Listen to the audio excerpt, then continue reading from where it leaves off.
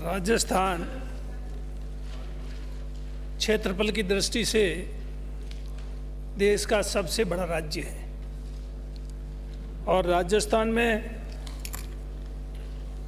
जो क्षेत्रफल की दृष्टि से जो वन भूमि है वो 9.60% है। सरकार द्वारा नई वन नीति अनुमोदित कर राज्य के 20% भाग को वर्षादित करने का लक्ष्य रखा गया है। राज्य में वर्ष 22-23 में 56,410 हेक्टेयर क्षेत्र में वृक्षारोपण करवाया जा चुका है तथा वित्तीय वर्ष 22-23-24 में विभिन्न विभागीय योजनाओं में लगभग 80,000 हेक्टेयर क्षेत्र में वृक्षारोपण करवाया जाएगा। इससे राज्य के ग्रामीण एवं शहरी क्षेत्रों में नागरिकों, पंचायतों, स्थानीय निकायों आदि की राज्य में हरियाली बढ़ाने हेतु साझेदारी प्राप्त की जा सकेगी। राज्य सरकार द्वारा वन क्षेत्रों के बाहर वृक्षारोपण को प्रोत्साहित करने के लिए ग्राम पंचायतों, नगरीय निकायों एवं जनसाधारण को सहयोग से ट्री आउटसाइड फॉरेस्ट इन राजस्थान की एक वृक्षारोपण कार्यक्रम चलाए जाने का निर्णय लिया गया है। इस योजना के तहत वित्तीय वर्ष 23-24 में 5 करोड़ पौधे तैयार किए जाकर के वितरित किए जाएंगे और राज्य के प्रत्येक जिले में एक लव कुश वाटिका विकसित की जा रही है और प्रत्येक जिले में एक और लव कुश वाटिका इस वित्तीय वर्ष में विकसित की जाएगी, जिसका कार्य भी शीघ्र प्रारंभ कर दिया जाएगा। साथ ही जोधपुर, बीकानेर, कोटा, उदयपुर, भरतपुर व अजमेर में 30 करोड़ रुपए की लागत से बोटैनिकल गार्डन्स स्थापित किए जाने का कार्य भी करवाया जा रहा है। शहरी क्षेत्रों में ग्रीन लंग्स की आवश्यकता को ध्यान में रखते हुए आगामी वर्ष में 32 करोड़ के कार्य कराकर इन क्षेत्रों को विकसित कर आम जनता के लिए खोला जाएगा। आगामी वित्तीय वर्ष में पेट्रोलिंग ट्रैक, फायर लाइन, नवीन वन चौकियों तथा वन विभाग के भवनों एवं परिसरों के सुदृढ़ीकरण, ड्रोन के माध्यम से सीडिंग, वायरलेस सिस्टम में सुधार, ट्रैप कैमरों के नेटवर्क के विस्तार पर विशेष रूप से बल दिया जाएगा। वर्ष 2018 में राज्य के भौगोलिक क्षेत्रफल का 2.91% संरक्षित क्षेत्र के अंतर्गत था, जो वर्तमान में बढ़ करके 3.92% हो गया है। इस प्रकार वैश्विक गाइड लाइन के अनुसार विभाग राज्य के भौगोलिक क्षेत्र के 4% संरक्षित क्षेत्र के लक्ष्य को प्राप्त करने की ओर अग्रसर है। राज्य में वनों की उत्पादकता बढ़ाने और इमारती लकड़ी, बांस एवं लघु वन उपज के उत्पादन में वृद्धि हेतु राजस्थान राज्य वन विकास विभाग निगम का गठन कर दिया गया है। राज्य स्तर पर अभी तक जिन पदों में पदोन्नति किया जाना था, उनमें विभागीय पदोन्नति समिति की बैठकें आयोजित कर सभी पात्र कर्मचारी गण, अधिकारी गण को पदोन्नत कर दिया गया है। जिला स्तर पर पदोन्नत किए जाने वाले कर्मचारियों की पदोन्नति की प्रक्रिया जारी है और 2 महीने के अंदर इनकी भी पदोन्नति कर दी जाएगी। इसके अलावा राज्य में पहली बार उत्कृष्ट खिलाड़ियों को वन विभाग में विभिन्न पदों पर नियुक्तियां भी प्रदान की गई है। वर्ष 2018 से अब तक 9 नए कंजर्वेशन रिजर्व मनसा माता, शाहबाद रनखार, शाहबाद तलहटी, फूलिया खुर्द, बागदर्रा, वाडा खेड़ा, झालाना आमागढ़ व रामगढ़ घोषित किए जा चुके हैं। राज्य में रणथंभौर, सरिस्का और मुकंदरा के बाद चौथा रामगढ़ विषधारी को टाइगर रिजर्व के रूप में विकसित किया जा रहा है। साथ ही धौलपुर में एक नए टाइगर रिजर्व को अधिसूचित करने की कार्रवाई प्रक्रियाधीन है। राज्य के टाइगर रिजर्व से स्वैच्छिक ग्रामों के विस्थापन कार्य को भी गति प्रदान की गई है। सरिस्का टाइगर रिजर्व से 3 गांव डाबली, पानी डाल व लोज और मुकंदरा हिल्स टाइगर रिजर्व से 3 गांव लक्ष्मीपुरा, खरली बावड़ी व काटी घाटी जागीर और रणथंभौर टाइगर रिजर्व से 1 गांव गड्डी तालड़ा पूर्णतया विस्थापित कर दिए गए हैं। इसके अतिरिक्त रणथंभौर टाइगर रिजर्व में गांव मरमदा, चौड़किया कला, चौड़किया खुर्द एवं काला खोरा से परिवारों का विस्थापन किया जा रहा है। रामगढ़ बिस्तारी टाइगर रिजर्व बूंदी से इस वर्ष गुलखेड़ी तथा मुकंदरा हिल्स टाइगर रिजर्व में मसालपुरा व दामोदरपुरा ग्रामों का विस्तार भी प्रगतिरत है। इसके अलावा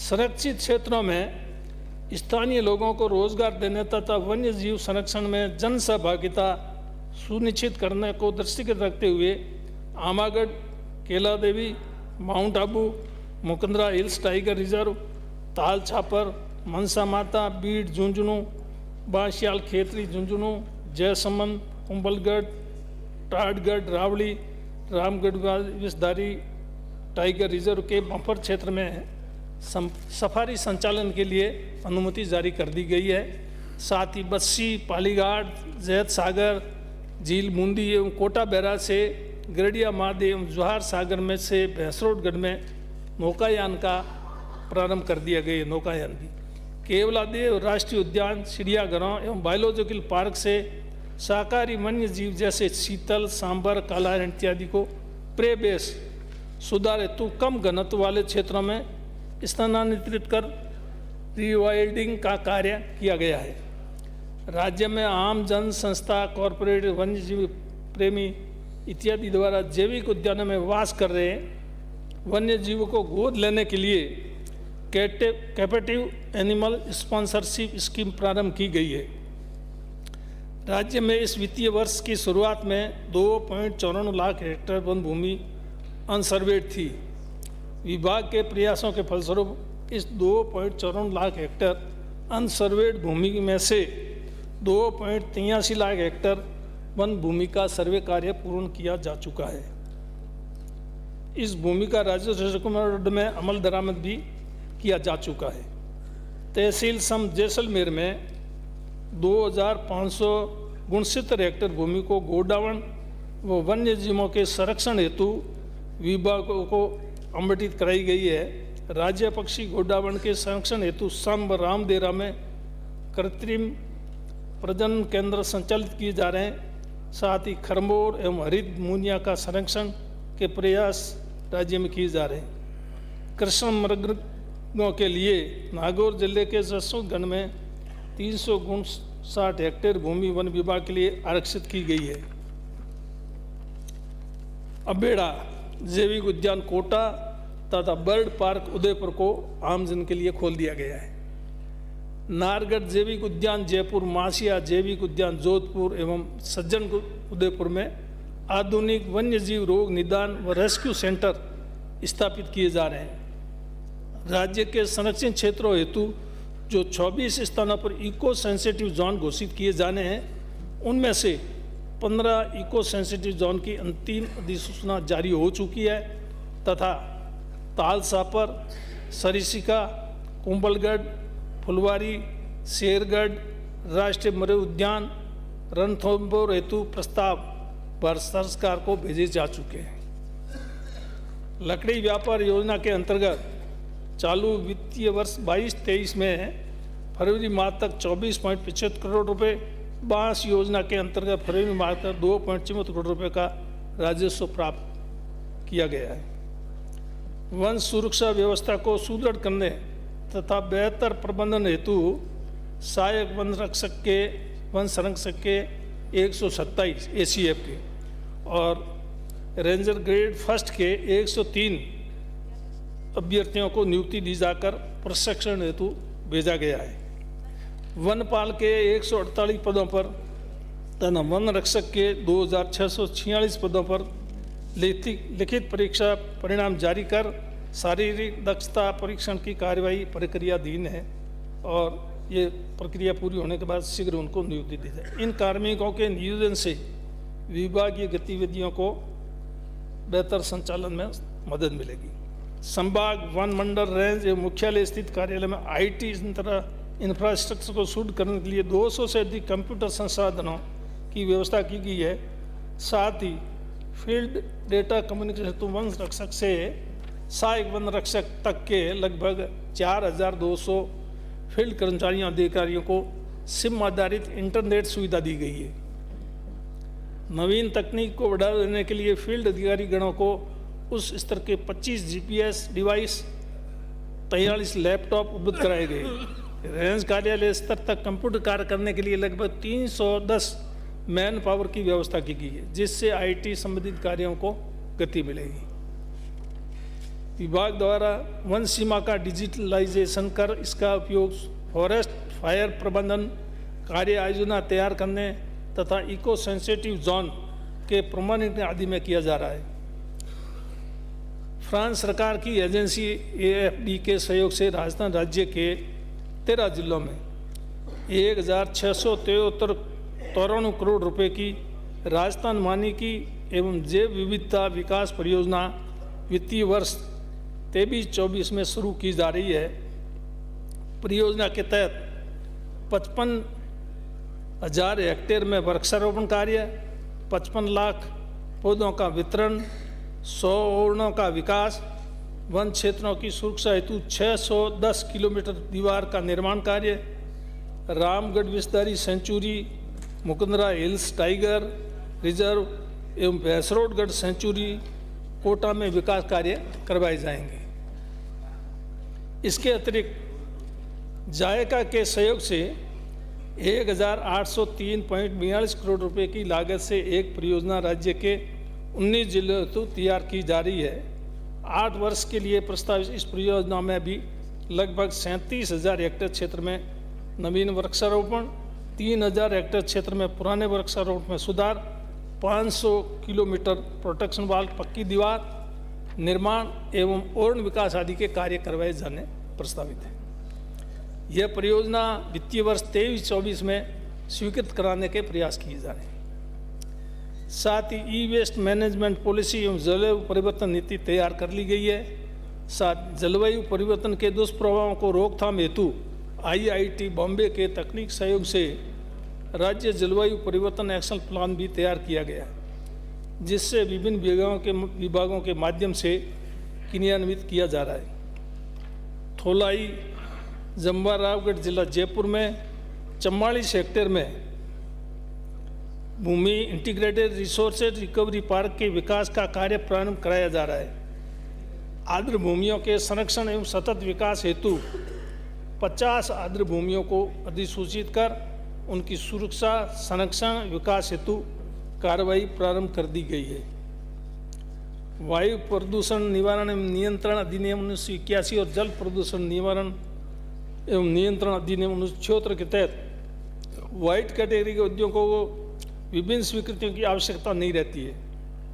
औद्योगिक विकास को बढ़ावा देने के दृष्टि से व्हाइट कैटेगरी के उद्योगों की संख्या को वर्तमान में 54 से बढ़ाकर 100 तक बढ़ाए जाने की अधिसूचना भी शीघ्र जारी की जा रही है। प्रदेश में वायु प्रदूषण कम करने हेतु सभी रोलिंग मिल्स में स्वच्छ ईंधन के उपयोग को अनिवार्य किया गया है तथा उद्योगों में स्थापित होने वाले नए बॉयलर्स को स्वच्छ ईंधन पर आधारित होना अनिवार्य किया गया है। Online continuous emission monitoring system एवं supervisory control and data acquisition system के माध्यम से वायु एवं जल प्रदूषण का रियल टाइमिंग मॉनिटरिंग का सुदृढ़ीकरण किया गया है। ये वन विभाग से संबंधित। दूसरा, सभापति महोदय, वन्य जीवों से वन और वाइल्ड लाइफ भी है इसमें। तो वन्य जीवों से संबंध में जन हानि व पशु हानि, प्रदेश में संरक्षित क्षेत्र में अथवा बाहर वन्य जीवों द्वारा जन हानि अथवा घायल किए जाने अथवा वन क्षेत्रों के बाहर पालतू मवेशियों के मारे जाने की घटनाएं होने पर तत्काल मुआवजा भुगतान की दरें राज्य सरकार के आदेश 10/11/2022 के द्वारा बढ़ाई गई है, जिसकी सूची मेरे पास है, वो उपलब्ध करा देंगे। और फसलों को नुकसान पहुंचाते हैं तो उसके लिए भी वन्य जीवों द्वारा फसलों को किए जा रहे नुकसान से बचाने, उससे उत्पन्न समस्या और निजात दिलाने के कृषि विभाग द्वारा किए जाते हैं। वन विभाग वन्य जीव प्रभाग द्वारा रोज और अन्य जंगली जानवरों की रोकथाम हेतु उन्हें नियमानुसार मारे जाने की अनुमति देने हेतु सक्षम अधिकारियों को जरिए अधिसूचना आदेश से अधिकृत किया गया है।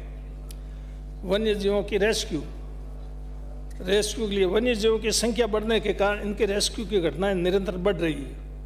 प्रथम चरण में नाहरगढ़ जैविक उद्यान जयपुर एवं मासिया जैविक उद्यान जोधपुर में आधुनिक वन्य जीव रोग निदान एवं रेस्क्यू सेंटर विकसित किए जा रहे हैं। उदयपुर जिले में पैंथर्स की संख्या को देखते हुए पैंथर संरक्षण के लिए पैंथर रेस्क्यू सेंटर स्थापित किया जा रहा है। रेस्क्यू की घटनाओं के प्रबोधन हेतु रेस्क्यू ऐप विकसित किया गया है, जिससे रेस्क्यू किए गए वन्य जीवों की सूचना अंकित की जा सकेगी। रेस्क्यू व मुआवजे हेतु वर्ष 19-20 से 22-23 के दौरान 8,66 लाख रुपए का प्रावधान किया गया है, जिसके विरुद्ध अब तक 7,38,86,000 रुपये व्यय किए जा चुके हैं।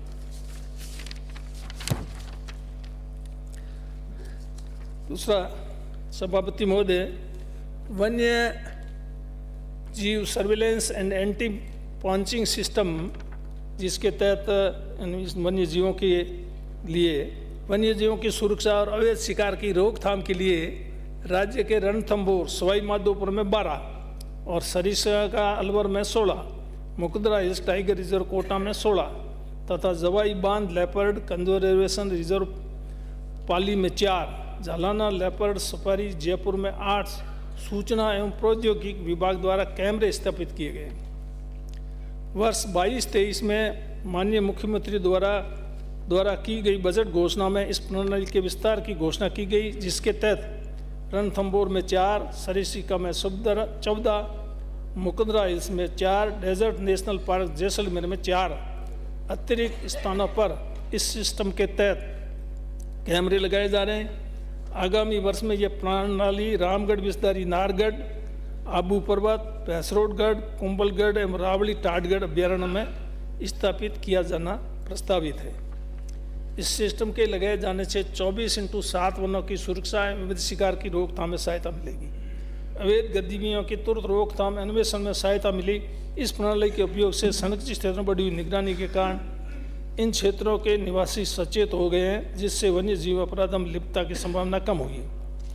इस तकनीक में और सुधार कर इसे आर्टिफिशियल इंटेलिजेंस के साथ काम में लिया जाकर वन्य जीवों से संबंधित अवैध गतिविधियों की रोकथाम एवं वन्य जीव प्रबंधन में और अधिक सहयोग प्राप्त हो सके, जिसके लिए कार्रवाई की जा रही है। सभापति महोदय, भाजपा की पिछली सरकार के 5 साल के कार्यकाल और हमारी सरकार के 4 साल के कार्यकाल में जो अंतर है, हमने उनसे कितना अधिक काम किया उसका भी मैं थोड़ा विवरण देना चाहूँगा। टाइगर रिजर्व उनके टाइम में एक भी घोषित नहीं हुआ और हमारे टाइम में एक टाइगर रिजर्व घोषित हुआ। कंजर्वेशन रिजर्व घोषित उनके टाइम में हुए 3 और हमारे टाइम में हुए हैं 9। इको सेंसिटिव जोन उनके टाइम में 6 घोषित हुए हैं और हमारे टाइम में 10 घोषित हुए हैं। घर घर औषधि योजना के अंतर्गत मानव स्वास्थ्य रक्षण एवं इम्यूनिटी बढ़ाने हेतु राज्य के प्रत्येक परिवार का औषधीय पौधों का निःशुल्क वितरण किया गया और इनके टाइम में ये योजना ही नहीं थी। वन क्षेत्र के बाहर हरियाली बढ़ाने के लिए, जैसा मैंने पूर्व में कहा, ट्री आउटसाइड फॉरेस्ट इन राजस्थान कार्यक्रम के तहत 5 करोड़ पौधे नगर निकाय, पंचायती राज संस्थाएं, जनसाधारण को वृक्षारोपण उपलब्ध कराया जाना है। नई वन नीति, ई वेस्ट मैनेजमेंट नीति, जलवायु परिवर्तन नीति भी लाई गई। इनके टाइम में ये कोई नीति नहीं थी। नियुक्तियों के बारे में तुलनात्मक में निवेदन करना चाहूँगा। क्रीड़ा पदक विजेताओं को बिना पारी नियुक्ति नियम 2017 सहायक वन संरक्षक 24 संरक्षक, रेंजर ग्रेड फर्स्ट वनपाल मंत्रालय की समग्र ये 24 और प्रत्येक परियोजना के माध्यम से सहायक वन संरक्षक 37।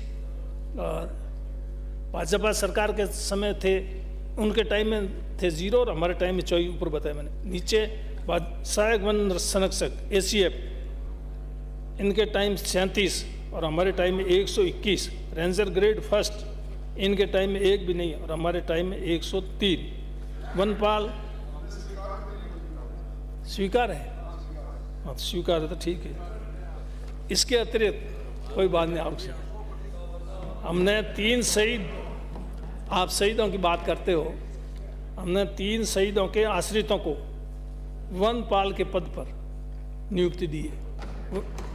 अनुकंपा नियुक्ति की और भी बहुत लोग आवेदन आए हुए हैं, बहुत सारे लोगों के अनुकंपा नियुक्ति के लिए, लेकिन सबको हम दे नहीं सकते, इतने हमारे पास पद खाली थे नहीं।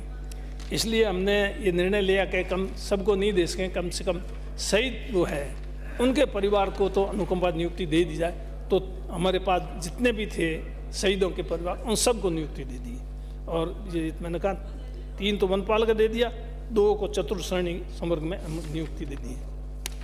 तो इस प्रकार आप मान गए तो बढ़िया है। नहीं आगे बताओ, 1 मिनट। सभापति महोदय, आज वनों के महत्व के बारे में अभी अवस्थी जी ने महत्व बताया और भी दूसरे माननीय सदस्य ने वनों का महत्व बताया। वनों का कितना महत्व है इस बात पे कोई ध्यान नहीं दे रहा है। वन है तो हम हैं, वन के बिना हमारा जीवन मुश्किल है। कोरोना काल में ऑक्सीजन की क्या स्थिति थी, आज अगर वन नहीं होंगे तो ये पर्यावरण जो दूषित हो रहा है, इसमें वन कितने सहायक है। मनुष्य के ऑक्सीजन के लिए हर तरह से वन कितने सहायक है, ये चीज़ देखने की बात।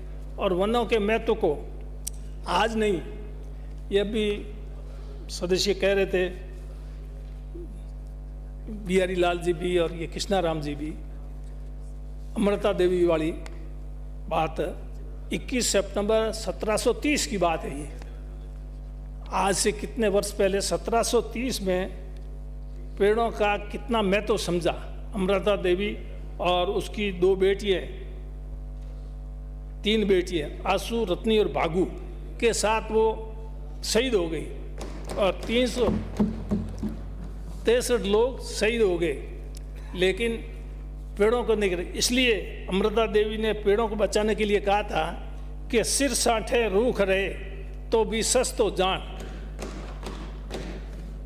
तो कहने का मतलब, यदि किसी व्यक्ति की जान पे के कीमत पर भी अगर पेड़ बच जाता है तो ये बहुत बड़ी बात है। इस प्रकार ये फिर पर्यावरण के बारे में भी थोड़ा बताना चाहूँगा। सभापति महोदय, पर्यावरण में भी हमने बहुत काम किया है। इनके टाइम में जो काम हुआ उसकी तुलना में हमारे राजस्थान पॉल्यूशन कंट्रोल बोर्ड ने जो काम किया है, थोड़ा सही में आप उद्योगों की सम्मति आवेदन पत्रों की शीघ्रता से निष्पादन एवं मंडल तक पहुंच सुगम करने के उद्देश्य से 2018 से 23 की अवधि के दौरान 10 नए RO ऑफिस स्थापित किए गए और आपके टाइम में 2 और हमारे टाइम में 10। वर्ष 18-19 तक राजस्थान राज्य प्रतिनिधिमंडल में कुल 400 पद स्वीकृत थे और अब 22 तक ये पद बढ़ाकर 687 हो चुके हैं। 18 तक की अवधि में राज्य प्रदूषण नियंत्रण मंडल में 41 कार्मिकों की नियुक्ति की और हमने 148 की नियुक्ति की। 200 इकाइयों पर पर्यावरण क्षतिपूर्ति आरोपित करने हेतु प्रक्रिया का अभाव था, कोई क्षतिपूर्ति कोई अभाव ही था कि नहीं। और हमारे टाइम में पर्यावरण संरक्षण हेतु बने विभिन्न अधिनियमों इन निर्धारित मानकों की अवहेलना कर प्रदूषण फैलाने वाली इकाइयों के विरुद्ध पर्यावरणीय क्षतिपूर्ति करने हेतु प्रक्रिया निर्धारित की गई। अब तक, पहले तो कोई प्रक्रिया थी नहीं, अब तक कुल 862 इकाइयों के विरुद्ध लगभग 52 करोड़ रुपए की पर्यावरण क्षतिपूर्ति राशि अधिरोपित की गई। आपके टाइम तो खुली छूट थी, किसी के खिलाफ कोई कार्रवाई करने का, ये क्षतिपूर्ति का कुछ था ही नहीं, हमने किया। और वर्तमान वायु गुणवत्ता निगरानी कार्यक्रम के तहत कुल 39 मानव चालित केंद्र संचालित थे पहले, और हमने कर दिए 57। पूरे में राज्य के 8 जिलों में 10 सतत परिवेशी वायु गुणवत्ता परीक्षा केंद्र स्थापित थे। वर्तमान में 24 जिलों में 36 परिवेशीय वायु गुणवत्ता स्टेशन संचालित है। शेष 10 स्टेशन भी शीघ्र ही संचालित कर दिए जाएंगे। इससे अतिरिक्त राज्य में 2 मोबाइल सतत परिवेशी वायु गुणवत्ता परीक्षा केंद्र भी संचालित किए जा रहे हैं। उद्योगों की सतत निगरानी हेतु ऑनलाइन सतत उत्सर्जन और प्रवाह निगरानी प्रणाली के अंतर्गत वर्ष 18 से 2018 तक 212 इकाइयाँ राज्य मंडल पोर्टल से जुड़ी और हमारे 399 इकाइयाँ जुड़ी है। तो इस प्रकार इस पॉल्यूशन कंट्रोल बोर्ड में भी ये हमारे बोर्ड ने काम किया है। अंत में मैं आज इस वन और पर्यावरण विभाग की महत्वपूर्ण मांग पर चर्चा के दौरान कई माननीय सदस्यों द्वारा विभागीय गतिविधियों के संबंध में अनेक सुझाव दिए गए, और मैं प्राप्त सुझावों का परीक्षण करा करके आवश्यकतानुसार कार्रवाई करने की व्यवस्था करूंगा। मैं आपको विश्वास दिलाना चाहता हूं, और आप लोगों ने जो बहुमूल्य सुझाव दिए उसके लिए मैं आपका बहुत बहुत आभार प्रकट करता हूं। साथ ही कुछ माननीय सदस्यों ने जो बिंदु उठाए सबका मैं जवाब नहीं दे सकता, वो लिखित में कटौती प्रसाद वाले सभ्य ने भीलवाड़ा से आने वाले माननीय सदस्यों द्वारा 227 बीघा भूमि को वन विभाग से अन्य को हस्तांतरित करने के संबंध में बात उठाई। इस संबंध में मैं बताना चाहूँगा कि ये माननीय उच्च न्यायालय से यथास्थिति के आदेश विभाग ने प्राप्त कर लिए, ये मैं आपको जानकारी देना चाहता हूँ, तथा आगे भी प्रकरण में पूर्ण गंभीरता से कार्रवाई करेंगे। इसमें कोई ढिलाई नहीं बरतेंगे और विभाग की तरफ से पूरी पैरवी होगी, पूरा पक्ष रखा जाएगा। पहले जो कुछ हुआ उसके लिए मैं जिम्मेदार नहीं। सांगोद से आने वाले माननीय सदस्य द्वारा बहुत ही अत्यंत प्रभावी ढंग से कई महत्वपूर्ण मुद्दों को उठाया उन्होंने। विभाग द्वारा माननीय सदस्य की मांग के अनुरूप ग्रास लैंड और वेट लैंड के विकास हेतु राशि उपलब्ध करवाई जाएगी, जो उनकी मांग थी उसके हिसाब से, और क्लोजर तैयार कर वन क्षेत्रों का रिवाई करने का प्रयास भी किए जाएंगे, क्योंकि सांगोद से आने वाले माननीय सदस्य बहुत ही अनुभवी है और इस वाइल्ड लाइफ के मामले में तो उनका कोई मुकाबला नहीं, और जितना ज्ञान और जितना वो अनुभव रखते हैं उसके मुकाबले में कुछ भी नहीं, और मैं तो उन्हीं से ये जो कुछ भी सीखता हूँ। झाड़ोद से आने वाले माननीय सदस्य द्वारा वर्षों से वन क्षेत्र में रह रहे लोगों के आवागमन हेतु रास्तों की मांग की गई। सरकार द्वारा सामुदायिक वनाधिकार पत्रों को जारी करने के हेतु एक विशेष अभियान 1 मार्च 30 जून तक चलाया जा रहा है। 1 मार्च से 30 जून इस अभियान के तहत से रास्तों के आवेदन प्राप्त होने पर नियमानुसार अनुमोदन कर ऐसे रास्तों के निर्माण में आने वाली समस्या को कम करने का पूरा प्रयास करेंगे। छपड़ा से आने वाले माननीय से हिंगलोट से मदना खेड़ सड़क के फॉरेस्ट क्लियरेंस की बात, इस सड़क की प्रथम स्तरीय स्वीकृति जारी कर दी गई है, वो चले गए पता ही नहीं, तथा आवश्यक राशि जमा कराने पर अंतिम स्वीकृति भी जल्द जारी करने का प्रयास की जाएगी। जो पैसे हैं वो तो जमा कराने पड़ेंगे सड़क के लिए, जमीन डाइवर्स कराने के लिए। फतेहपुर सीकर से आने वाले माननीय सदस्य द्वारा नेहरू पार्क के लिए बजट की मांग की गई, इस हेतु बजट तो करवाया जाएगा। आज चर्चा के दौरान कई सदस्यों ने प्लास्टिक के उपयोग पर भी लगाई गई पाबंदी को क्रियान्वयन करने तो आवश्यक कार्रवाई की मांग उठाई गई। सरकार द्वारा 419 टन प्लास्टिक कैरी बैग जब्त करने के साथ लगभग 4 करोड़ का जुर्माना वसूल किया जा चुका है। सिरोही से आने वाले माननीय सदस्य द्वारा अधिसूचित बाड़ा खेड़ कंजर्वेशन रिजर्व के विकास की राशि की मांग की है। विभाग द्वारा इस स्थान में विभिन्न गतिविधियों के संपादन हेतु आवश्यक राशि उपलब्ध करा दी जाएगी। मैं सदस्य को यह भी अवगत कराना चाहूँगा कि मंत्रिमंडल द्वारा हाल ही में जलवायु परिवर्तन नीति का अनुमोदन कर दिया गया है और वेटलैंड अधिसूचित कराने की कार्रवाई भी प्रारंभ कर दी गई। सदन में आज कई माननीय सदस्यों द्वारा भिवाड़ी में प्रदूषण की समस्या की भी बात उठाई। सरकार 10 वर्ष से पुराने डीजल तथा 15 वर्ष पुराने पेट्रोल वाहनों का चलना प्रतिबंधित किया गया है। 348 औद्योगिक इकाइयों को अनुमत ईंधन पर परिवर्तित कराया गया है। Mechanical road sweeping, anti smoke gun के उपयोग को बढ़ावा दिया जा रहा है। 500 वर्ग मीटर से बड़े प्लॉटों पर निर्माण से उड़ने वाले धूल पर नियंत्रण हेतु ऐप पर इनका पंजीयन अनिवार्य किया गया। सरकार द्वारा आने वाले समय में और प्रभावी कदम उठाकर प्रदूषण कम करने के प्रयास किए जाएंगे। तो इस प्रकार ये वन और पर्यावरण के बारे में। और वैसे जो है पर्यावरण के दूषित के मुख्य रूप से 2-3 कारण हैं पर्यावरण। एक तो वायु प्रदूषण, जल प्रदूषण और ध्वनि प्रदूषण और प्लास्टिक कैरी बैग से। तो इनके जो भी सरकार ने कार्रवाई की है इसके ऊपर जो भी उसके बारे में काफ़ी लंबी है। अगर आपकी अनुमति हो सदन की तो टेबल कर देते हैं। सारी बातें आ गई, गागर में सागर भर दिया, बहुत अच्छा हो गया। गागर में सागर भरा नहीं भरा तो ये मैं टेबल कर देता हूँ। तो इसलिए अंत में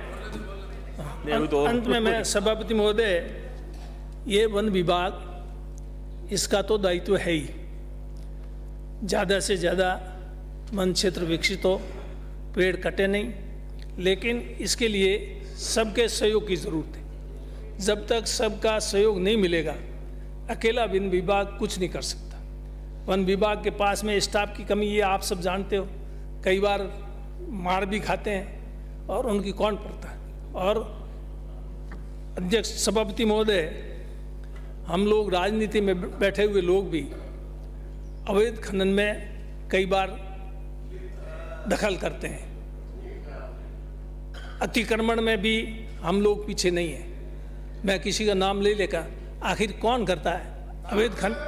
अवैध खनन भी इंसान ही करता है, अतिक्रमण भी इंसान ही कर रहा है, पेड़ों को काट भी इंसान ही रहा है। अगर इंसान ये जिस दिन सोच लेगा कि ये पेड़ नहीं कटने चाहिए, अगर पेड़ कट जाएंगे तो मनुष्य का पेड़ का एक चोली दामन का साथ है। तो इससे बचने की ज़रूरत है। और ख़ास करके अभी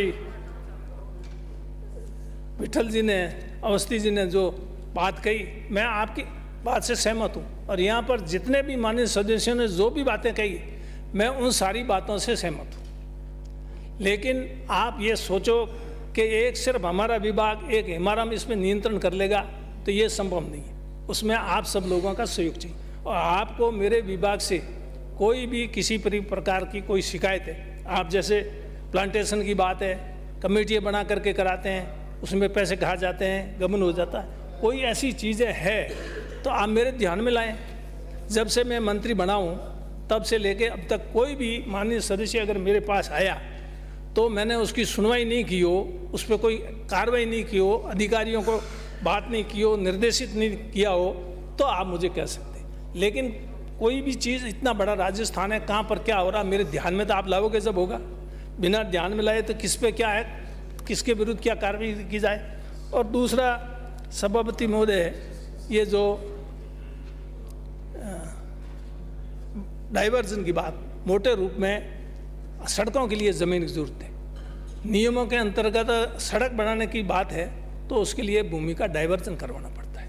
अभी एक वो डाइवर्जन का अभी मामला आया, वो छपड़ा से आने वाले माननीय सदस्य के प्रथम स्वीकृति हुई, लेकिन पैसा जमा कराना पड़ेगा उसके लिए। जो भी है वो तो मैं कुछ नहीं कर सकता, नियमों के अंतर्गत कर सकता हूँ डाइवर्जन का। उसके अलावा किसी का भी हो, वो डाइवर्जन का काम, उसमें टाइम बहुत लगता है और नीचे लेवल से काम बहुत धीरे चलता है। और ख़ास करके लोगों को मालूम भी नहीं है। उसके लिए यूज़र एजेंसी चाहिए। कौन रास्ता मांग रहा है? ग्राम पंचायत मांग रही है, पीडब्ल्यूडी मांग रही है, यूआई ये नगर निगम नगर परिषद मांग रहा है, कोई मांगने वाला यूज़र एजेंसी वो अप्लाई करेगा ऑनलाइन, और करने के बाद में आप उसको बता दें, मेरे को बताएं, मैं उसको फॉलो करूंगा और आप भी फॉलो करें। कोई भी काम किसी को करवाना है तो उसके लिए पीछे तो लगना पड़ेगा। आजकल का सिस्टम है वो किसी से छिपा हुआ नहीं। अगर पीछे आप फॉलो नहीं करोगे तो वो वहीं पड़ा रहेगा। आप फॉलो करें और मेरी मदद की ज़रूरत हो तो आप मुझे बताएं, मैं आपके साथ खड़ा हूँ। इसमें कोई पक्ष विपक्ष की बात नहीं। सड़क तो सबके लिए चाहिए, उसमें कोई कांग्रेस वाले सड़क पे चलेंगे या बीजेपी वाले नहीं चलेंगे, ऐसी कोई बात नहीं। और कोई भी आप विपक्ष से भी माननीय सदस्य, आप एक भी बता दो कभी भी कोई काम के लिए आपने कहा जो होने लायक काम है, जो वाजिब काम है, नियमों के अंतर्गत है, कानून के अंतर्गत है, कोर्ट के निर्णयों के अंतर्गत है, उसको तो मैं करने के लिए तैयार हूँ। जो नियमों के अंतर्गत नहीं, कानून के अंतर्गत नहीं, कोर्ट के निर्णयों के हिसाब से उस पर हम कुछ कर नहीं सकते, उसमें मैं भी लाचार हूँ।